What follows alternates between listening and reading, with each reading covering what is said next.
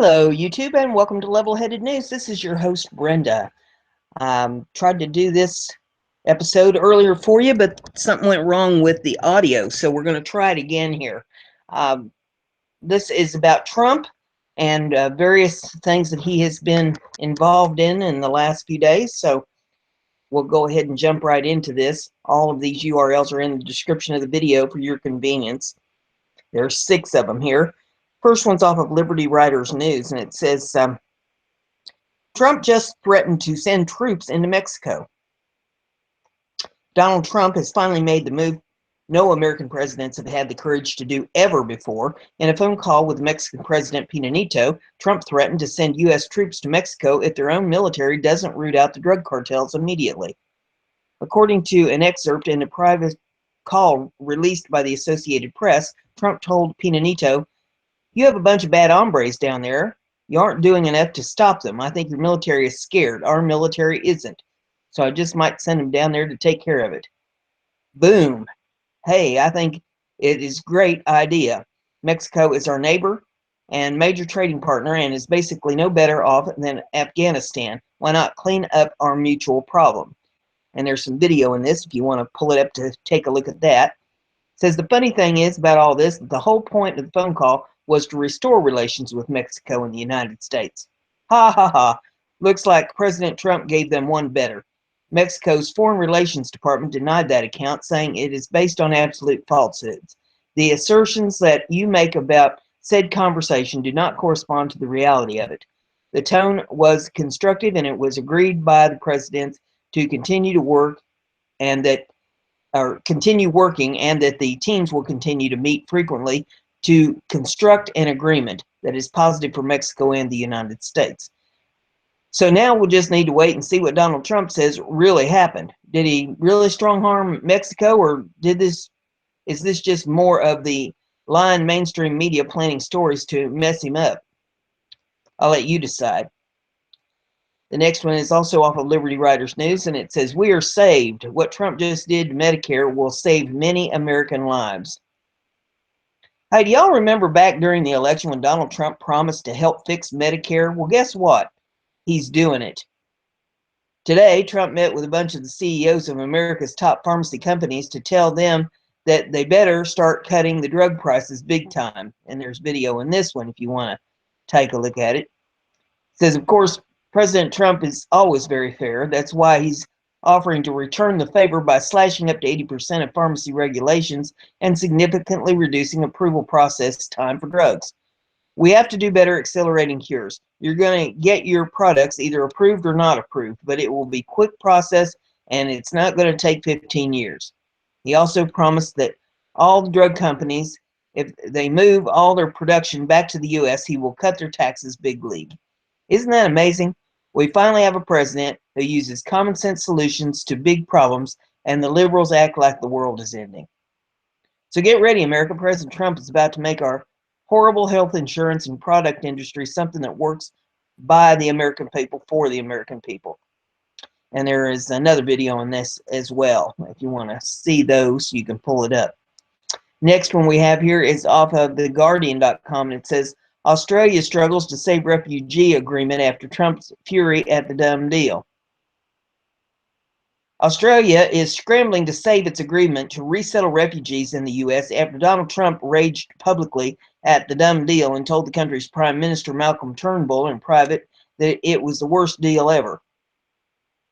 U.S. President took it to Twitter late on Wednesday night in Washington to condemn the refugee swap and brand the asylum seekers held in the camps on Nauru and Manus Islands illegal immigrants.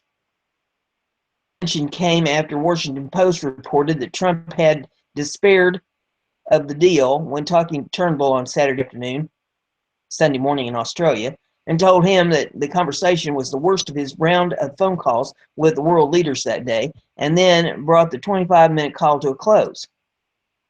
Trump's pledge to study the agreement forced public response from the Australian Prime Minister. Turnbull dug in, saying emphatically in a radio interview he had personal commitment from the president, confirmed several times now by the U.S. government. We have clear commitment from the president, Turnbull told Melbourne radio station 3AW. We expect that the commitment will continue. But a departmental source with knowledge of the deal acknowledged it's over. It can't survive. It was never going to survive. Trump's details of the angry Trump call came only hours after it was reported that a leaked transcript of the call between the U.S. president and the Mexican counterpart had Trump saying he could send troops to take care of bad hombres. The Associated Press, which cited the leaked transcript, said Trump told Enrique Pena Nieto, "You aren't doing enough to stop them. I think your military is scared." Trump's fury over the Australian deal appeared to be mostly directed at the former President Barack Obama rather than Turnbull, but some U.S. politicians expressed dismay that the new president was threatening the close relationship between the two countries. Trump, according to the Post report, accused Australia of seeking to export the next Boston bombers.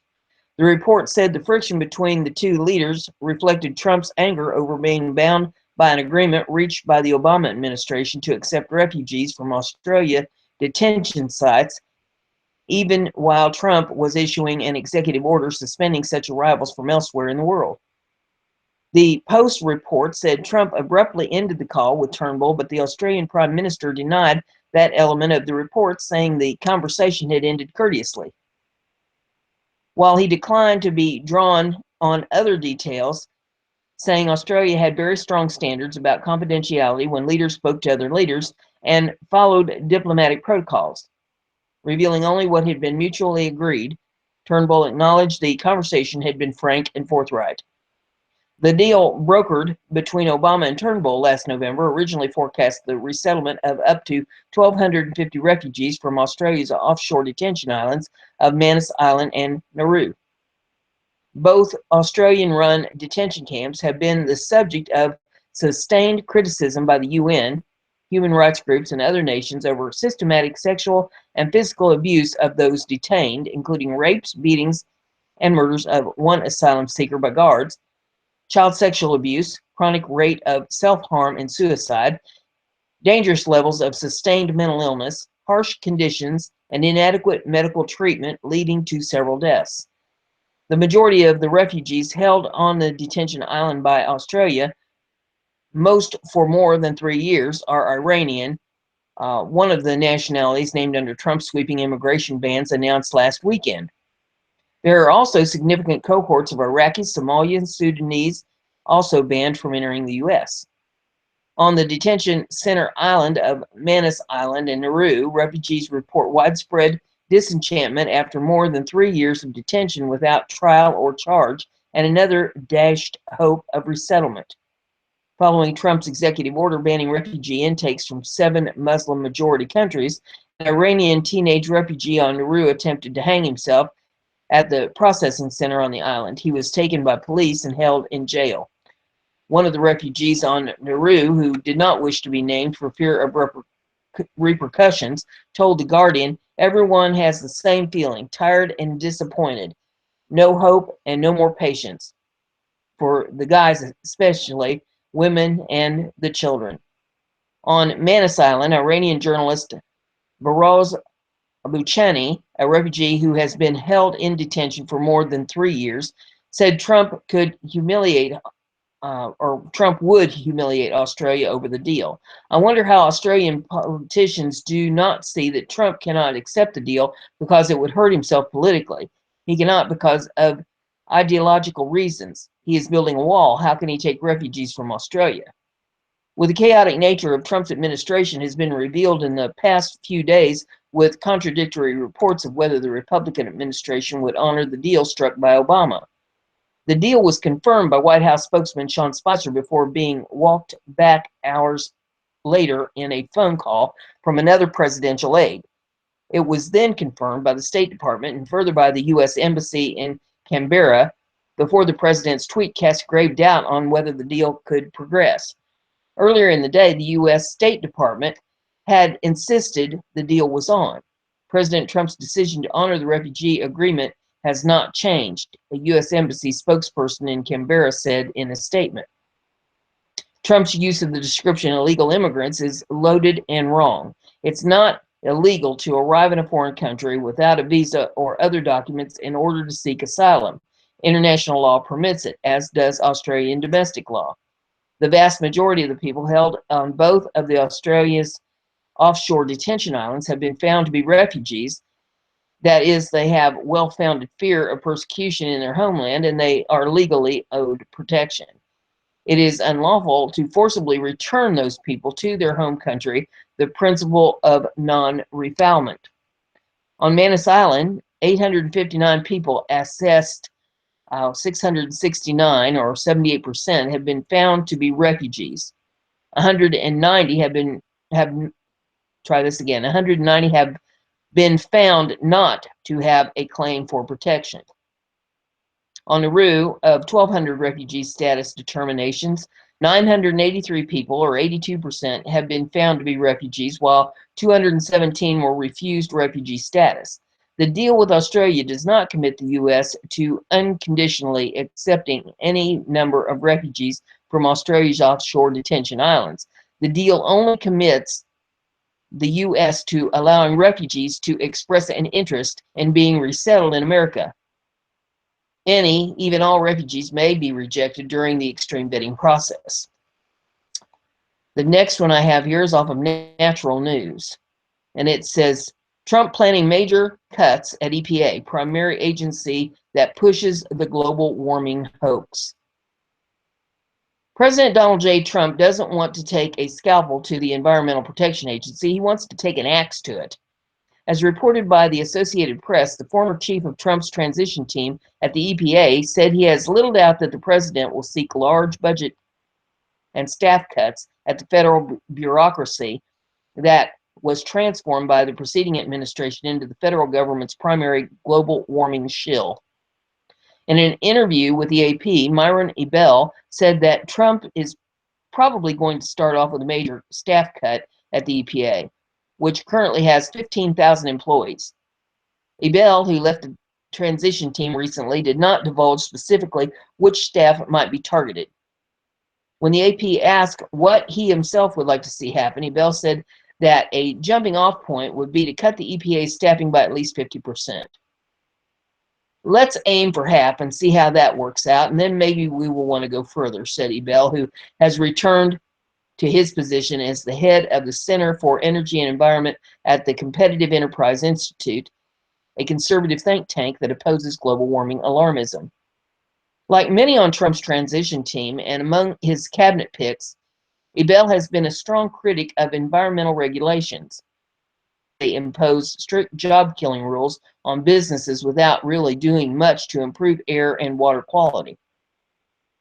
President Trump said during his campaign that he would like to abolish the EPA or leave a little bit, Ebell said. I think the administration is likely to start proposing cuts to the 15,000 staff because the fact is a huge amount of the work the EPA is actually done by state agencies. It's not clear why so many employees are needed at the federal level. In addition, a lot of the EPA's work can be done by private entities like CWC Labs.